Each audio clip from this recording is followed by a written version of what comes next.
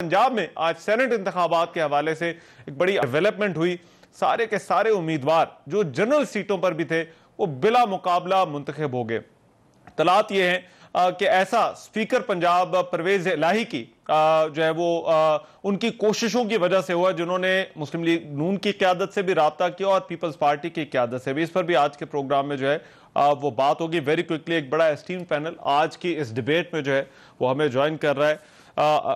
قمر زمان قائرہ صاحب Pakistan Peoples party سے ہمیں جو ہے وہ جوائن کر رہے ہیں. قائرہ صاحب بہت شکریہ آپ کے وقت کا. خرم دستگیر صاحب سینئر رہنما ہیں مسلم لیگ نون کے, وہ بھی آج کی اس ڈیبیٹ میں ہمیں جوائن کر رہے ہیں.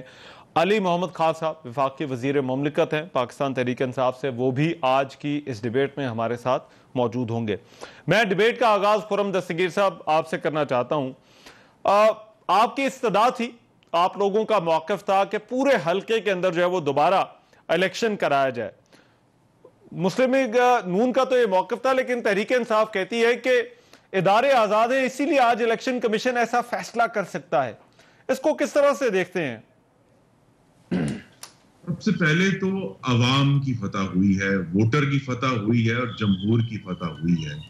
ان ووٹروں کو جنہیں اپنا ووٹ ڈالنے سے ہوائی فائرنگ کے ذریعے روکا گیا تھا, پولنگ اسٹیشن کے دروازے بند کر کے روکا گیا تھا, جن کے ووٹ ان کی آمد سے پہلے ہی جعلی طور پر بھگتا کر ان کو روکا گیا تھا, جن کے جو گنتی تھی اس کو تبدیل کر کے ووٹر کا حق چھینا گیا تھا, پریزائڈنگ افسروں کو اغوا کر کے ووٹر کا حق چھینا گیا تھا.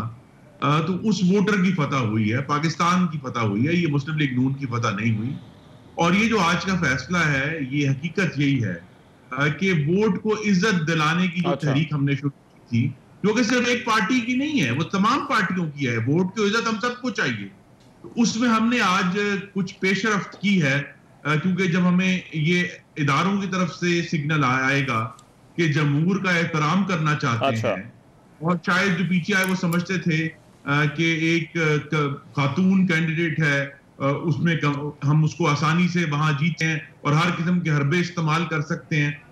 لیکن اس سے بھی زیادہ اہم بات یہ ہے کہ ووٹ کو جو عزت دلانا ہے اس میں سزا اور جزا دونوں ہوئے ہیں. ایک جزا بھی ہوئی ہے کہ دوبارہ پول ہوگا, لیکن سزا کی طرف بھی ہم بڑھے آگے کہ جو لوگ اعلی کار بنے اس چوری کے, ووٹوں کی چوری کے, ان کو نوٹس دیا گیا ہے, بتایا گیا کہ یہ آپ کی ذمہ داری نہیں تھی.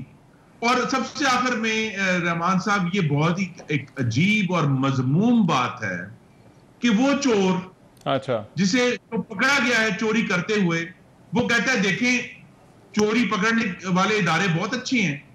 بھائی چور تو حکومت خود ہے, جس نے اپنے وزراء کے ذریعے, اس نے پنجاب حکومت کے اہلکاروں کے ذریعے, انتظامیہ کے افسران کے ذریعے یہ چوری کی. جب وہ پکڑے گئے, ان کی ویڈیو سامنے آ گئی, ان کے شواہد ہم نے 2 دن میں جو ہے الیکشن کمیشن کے سامنے رکھ دیے.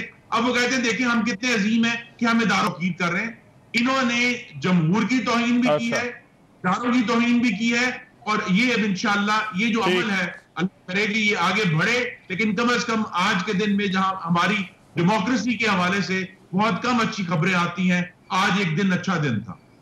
اچھا, تو آپ اسے کہہ رہے ہیں اچھی خبر ہے. قائرہ صاحب آپ کی ایک طرح سے وہ نیبرہڈ سے کہہ سکتے ہیں, ویسے نیڑے ہی ہو. یہ الیکشن کمیشن سے بڑی شکایتیں رہتی ہیں عام طور پر جو امیدوار ہوتے ہیں پارٹیوں کی.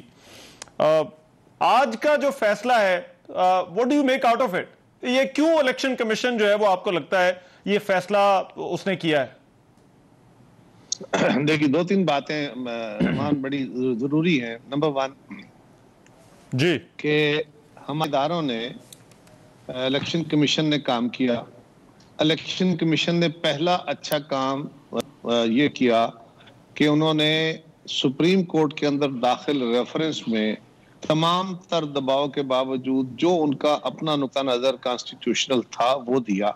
ایک اچھا اقدام تھا, اس کو سپورٹ کرنا چاہیے, اپریشیٹ کرنا چاہیے.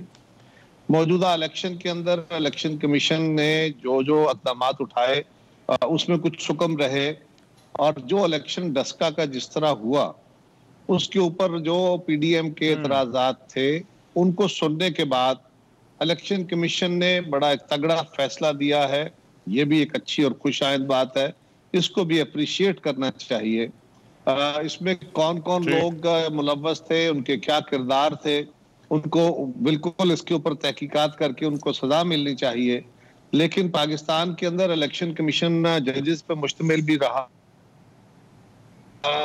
بیوروکریٹ بھی رہا، لیکن یہ ایک ریٹائرڈ بیوروکریٹ کی سربراہی میں بیٹھا ہوا الیکشن کمیشن ہمارے لیے ایک خوش آئند بات. تیسری کہ ہمارے الیکشنوں کے اندر ہمارے ادارہ جاتی جو مداخلت تھی، اس کے بارے میں عمومی طور پہ یہ کہا جا رہا ہے کہ اس وقت وہ ادارہ جاتی مداخلت جو ہے وہ نظر نہیں آ رہی، وہ سامنے نہیں ہے.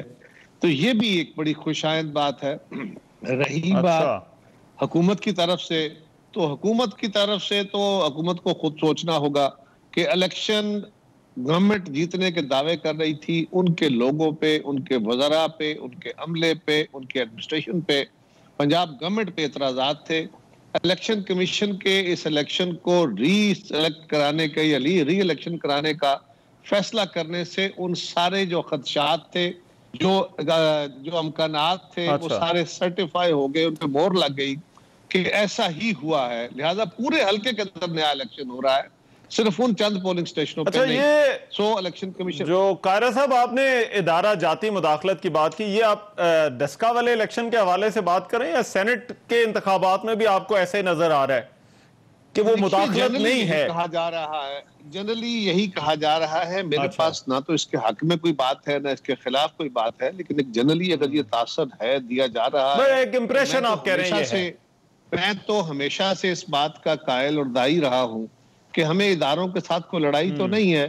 ہمارا ایک مسلسل جمہوری جدوجہد ہے کہ ادارے اس کے اندر اپنی مداخلت جو ہے وہ ختم کر دیں. ادارے اگر ختم کر کے پیچھے ہٹے ہیں تو یہ قابل ستائش بات ہے، اچھی بات ہے، اس کو اپریشیٹ کرنا چاہیے.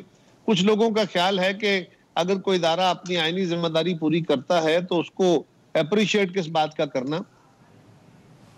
اچھا، میرا خیال ہے ٹھیک ہے، رائٹ. اور اس طرح کے کام کرنے کی نہ ہو تو اگر کوئی بندہ ہمت کر کے یہ کام کرتا ہے تو یہ ایک اپریشیٹیبل بات ہے. اس سے پاکستان کے جمہوری عمل میں استحکام آئے گا. لیکن میں پھر کہوں گا چیف الیکشن کمشنر صاحب اور الیکشن کمیشن کا ابھی اور بہت سارا امتحان باقی ہے، اور انہوں نے پاکستان کے اندر فیئر اینڈ فری الیکشن جو کہ ایک مستحکم اور اچھی جمہوریت کی، ایک فعال جمہوریت کی بنیاد بنے گا، اس کے انعقاد میں ان کا رول بڑا کلیدی. اور انہیں ایک تو یہ بھی چاہیے کہ ابھی آپ ان کا جو فی الحال کردار ہے قائرہ صاحب، آپ اس کو اپریشیٹ رحمان ایک چھوٹی سی میں اپریشیٹ بھی کر رہا ہوں. اور میں یہ کہوں گا کہ ان کو چاہیے کہ انویسٹیگیشن کرا کے ان لوگوں کو جو اس کے کردار ہیں، بھلے وہ سرکاری مشنری ہے یا کوئی اور ہے، ان کو قرار واقعی سزائیں دیں. اور دوسرا وہ قوم کو بتائیں، وہ سیاسی جماعتوں کو بتائیں، وہ حکومت وقت کو بتائیں کہ ان کو ایک ہمارا اینگل ہے کہ کیا کیا الیکٹورل ریفارمز ہونی چاہیے کہ اس ملک میں فیئر اینڈ فری الیکشن ہو سکے، اور ایک الیکشن کمیشن کو اپنے تجربے سے یہ بتانا چاہیے کہ ان کو اور کیا کیا اقدامات چاہیے. چلے اب مجھے ایک منٹ دیں، میں ذرا علی بھائی سے پوچھ لوں. علی بھائی، ایک کافی جو قائرہ صاحب کا موقف ہے، خرم دستگیر صاحب کا موقف ہے، لیکن یہ سب کچھ آج کا جو فیصلہ ہے یہ ایسے ماحول میں آیا جب پاکستان تحریک انصاف کا دعویٰ ہے کہ وہ الیکشن کو شفاف بنانا چاہتی ہے اور سینٹ الیکشن سے وہ اس چیز کا آغاز کرنا چاہتے ہیں. آج کا فیصلہ کیا پاکستان تحریک انصاف کا جو دھاندلی کے حوالے سے ایک بیانیہ رہا ہے، ایک موقف رہا ہے، کیا اس کے لیے یہ اس میں ایک ڈینٹ ہے؟ بسم اللہ الرحمن الرحیم. اللہم صلی وسلم مبارک علی سیدنا محمد. بہت شکریہ. دیکھیں رحمان صاحب، بڑا ایک سخت مقابلہ ہوا ڈسکا میں، اور اسی طرح ایک سخت مقابلہ ہوا کرم میں، جو دو قومی اسمبلی کی سیٹیں بڑی امپورٹنٹ، ایک پختونخوا میں اور ایک پنجاب میں، دونوں اللہ کے کرم سے ہم نے جیتی. لیکن ڈسکا پہ ان کا اعتراض آیا اور رات کے کوئی 3:30 میرے خیال میں بجے، کوئی 3:30 پہ اس طرح کوئی انہوں نے پٹیشن دی، درخواست دی کہ 23 پولنگ سٹیشنز پہ یا 20 پولنگ سٹیشنز پہ وہ ری کاؤنٹ چاہتے ہیں. اب اداروں کا احترام اپنی جگہ، لیکن جب کوئی فیصلہ آتا ہے تو فیصلے پہ آپ قانونی سوال اٹھا سکتے ہیں، جو ایک حق ہوتا ہے. جیسی انہوں نے ڈیمانڈ کی کہ ری الیکشن ہو، تو آپ یہ بات آپ مت بولیں. آج ان کو یہ فیصلے بڑے اچھے لگ رہے ہیں، تفصیلی بات میں کروں گا. ری الیکشن کے لیے ہم نے بھی بڑی ڈیمانڈیں کی تھی, اس کے لیے ہمیں دھرنے دینے پڑے. یہ شکریہ ادا کرے ملک کے وزیر اعظم کا کہ وزیر اعظم صاحب نے فوری طور پہ سری لنکا جانے سے پہلے صبح ہی کہہ دیا کہ جس پولنگ اسٹیشن پہ اعتراض ہے ری الیکشن کرا دیں.